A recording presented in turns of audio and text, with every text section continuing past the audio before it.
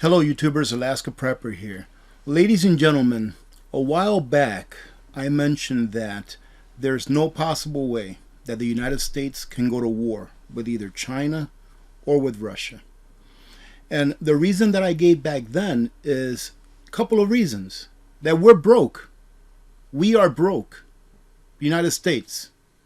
And that we don't have the manufacturing facilities that we would need in order to fight a war, to make all of those things that we need to fight a war. So let's say, for example, that we were the richest nation in the world, wealthiest, let's say, meaning that we have everything that we need in order to produce those war fighting things that we need to fight a war, a sustained war, right? We don't have the resources in order to do it. And what do I mean by resources? We don't have the facilities.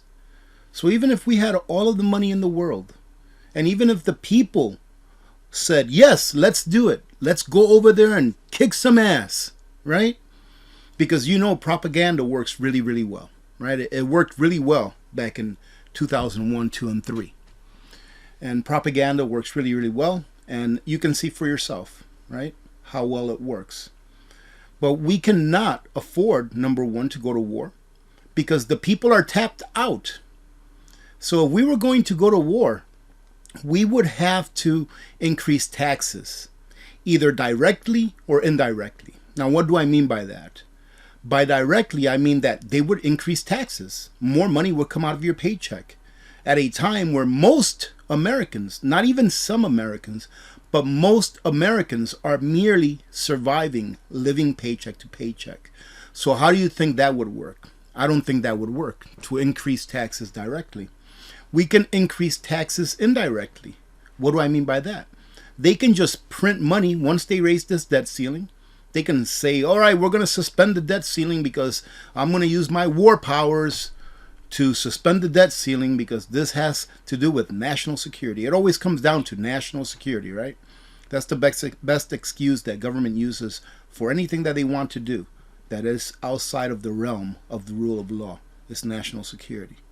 So it doesn't matter what you say, it doesn't matter how you vote. National security says that we have to print and print and print, and we have to suspend our debt ceiling until this war is over. And they can increase taxes that way by printing more fiat currency out of thin air, therefore making the dollars that you have in your pockets worth less. Because the more of something that there is in a system, the less that it is worth, right? I've talked about that in depth in other videos, but hopefully you're tracking. So I came across this article right here, which pretty much says everything that I've been saying for a while. And it says, it's too late for NATO to win the war against Russia, and here's why. And let me tell you what. I actually talked to a young man here not too long ago. His name's Henry. I was taking a look at a little trailer that I was looking at buying. I ended up not buying it because it didn't have an axle that I thought that it had through the picture. It only had like a 2,000-pound axle, and in the picture it looked like it had a 3,500-pound axle. However, I digress. But I was talking to this young man, and he looked older than what he really is. You know, after talking to him for a few minutes, I found out he's 17 years old, and he's going to graduate high school this year. And I asked him, what do you plan on doing after high school? And he says, I'm not sure. And I said, don't join the military. I just said, don't join the military. And when I said that, he looked at me and he says, you know what? You're like the 5th or 6th person that's told me that. Now, ladies and gentlemen, when I told Henry, don't join the military, it's not because I have no love for my countrymen. Not because I have no love for my country. This is my country. I would die for this country if I had to. But I will die for this country when the wolf comes knocking at my door. No longer should we allow our young men and women to go overseas to fight a war for the military-industrial complex so that those fat cats and the people in our governments who take their money get rich on the blood of our brothers and sisters. No more should we do that. But good news, we have the ability or non-ability, of doing that. We can't go to war. Let me show you why. Now, obviously, the reasons that they're going to talk about here are some of the reasons that I have, but they say it so much better. Why? Because this is what they do. NATO has already lost the war with Russia. A land war with a major military power is a long, drawn-out slugfest that requires the sustained expenditure of enormous quantities of munitions, i.e., artillery shells, rockets, missiles, small arms, and cartridges, and so on. And that, ladies and gentlemen, is 100% true. Just take a look at our last two major wars, i.e., I'm calling them wars even though they weren't really wars. Take a look at the 20 plus years that we spent in the Middle East. And then take a look at the, about 20 years, almost 20 years that we spent in Vietnam. Both of those wars were very long and drawn out, and it took a lot of resources in order to fight them. Well, how are we going to produce those resources when, number one, we as a nation are broke, not only as a nation, but as a people? As I stated before, most Americans are just hanging on to dear life, hoping and praying that they will keep their job in order to pay their rent, going to food banks to get food to feed their families, praying to the good Lord that gas will stay at where it is, even though it's double than what it was a couple of years ago. How are we going to go to war when we are broke?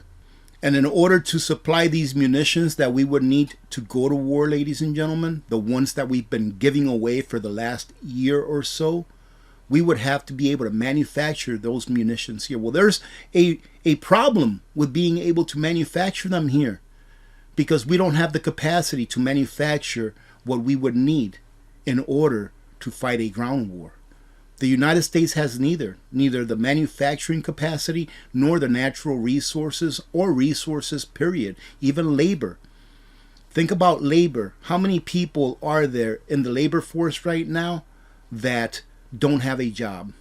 About 5 million or so is the last thing I remember reading. How many job openings are out there in these United States? About 11 million or so. So all of a sudden, they're going to say, yes, let's go work, after they haven't been working for this long. No sufficient large stockpiles, no existing munitions manufacturing infrastructure that can keep pace with Russia, which at times has expended up to 20,000 artillery rounds per day. The existing munitions infrastructure in these United States can't even churn out that many rounds in a full month of production.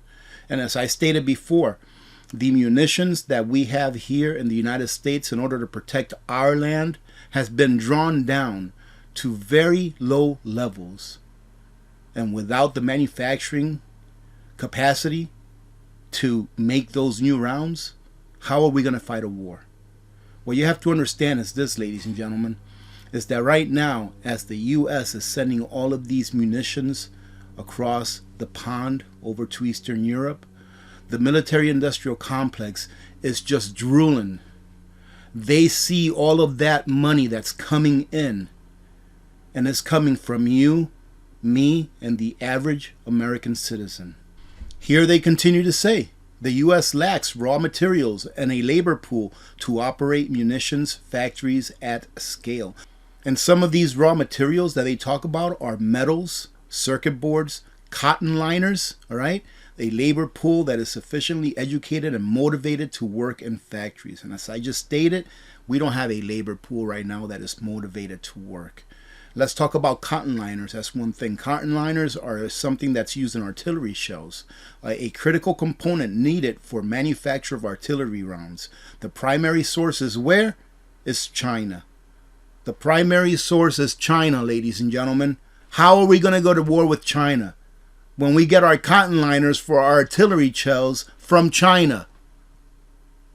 What's going on right now is very, very, I'm very disappointed at what's going on right now. This is how I see it. And let me tell you a quick story, because it is somewhat entertaining.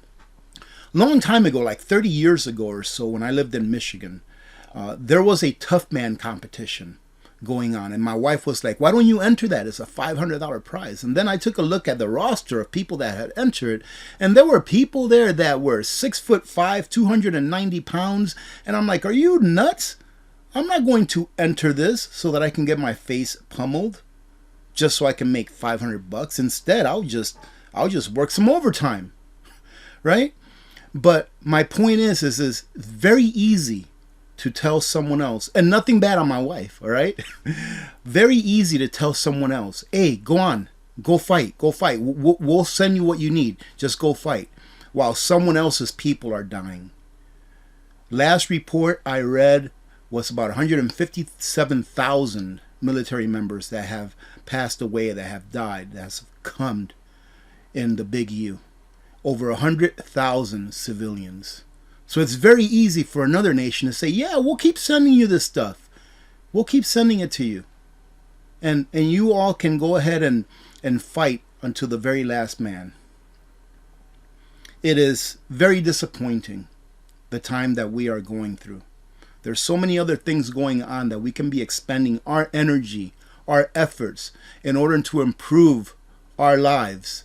But instead, the big dogs sitting up on Capitol Hill and in their ivory towers, they see it very appropriate to send people to war, to expend all of this energy on things that are not productive, but instead destructive. How's this globalization working now, where we can't even make the things that we need in order to defend our nation because we have to depend on another nation to make them for us? And guess what? That other nation doesn't really like us, in case you didn't know. While cotton liners are a commodity material produced and traded across the globe, the report cited unnamed industry sources saying that all European ammunition manufacturers rely on China for them. So we can't make them, Europe can't make them, unless China sends it to them. And listen to this, ladies and gentlemen. The Pentagon recently announced it would increase artillery production by 500%, hoping to achieve an output of 90,000 artillery rounds per month. This was widely reported in the media, but what they didn't tell you is that the factories to produce these rounds don't even exist. They haven't even broken ground. So when you think about all of this climate change, all of this global warming, they're trying to take away your gas stoves, they're trying to push you to electric cars, and then after they push you to electric cars, they'll come out with these 20-minute cities or 20-minute neighborhoods so that you don't have to use your electric cars, because they finally figured out that there's not enough lithium in the world to produce the amount of cars that would be needed to replace the internal combustion engine cars. Remember the second, third order effects?